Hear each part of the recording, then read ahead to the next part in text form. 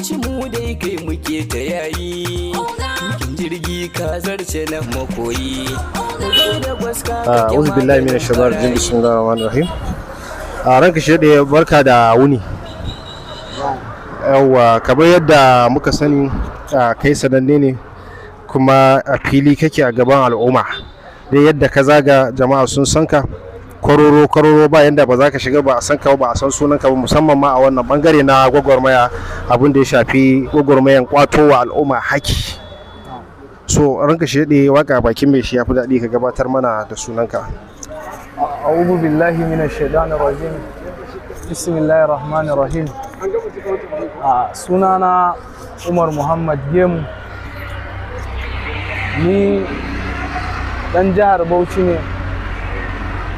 A cikin karamar hukumar Bauchi local government a yankin Dawaki. So ranka shi da yau gashi mun ganka ka bayyana a ofishin jam'iyya na gunduman Maji Dadi. So akwai wani abun da ya kawo ka ne nan?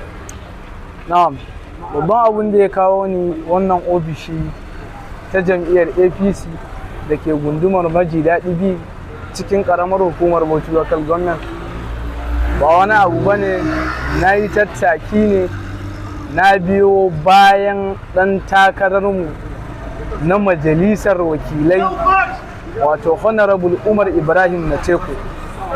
Mun zo mun kawo gaisuwa wa hukuma jagorori na jam'iyyar APC da take wannan gunduma ta Maji Dadi, kuma alhamdulillahi sun karɓe mu, sun mutunta mu, sun mana tarba mai kyau, domin sanin cewa lalle shi ɗin honorable Umar Ibrahim Niteco jajirtacce ne, tsayayye ne, kuma sun yadda sun amince shi ne wanda zai je kwato mana 'yancinmu a yanda ake kwatowa wato a Abuja.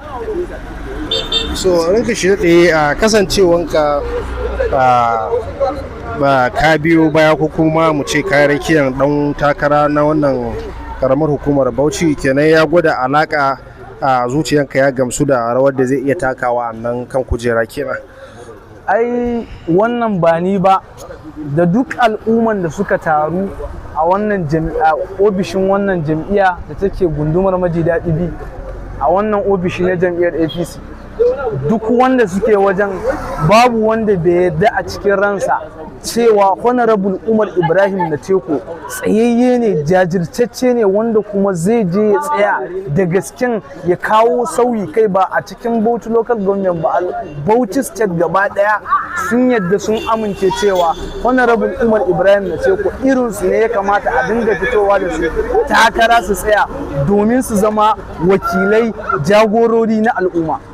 So duka dai mu mun san cewa fata ba zai shige kira ga uwar jam'iyya domin ta mara muku baya a wannan hidimar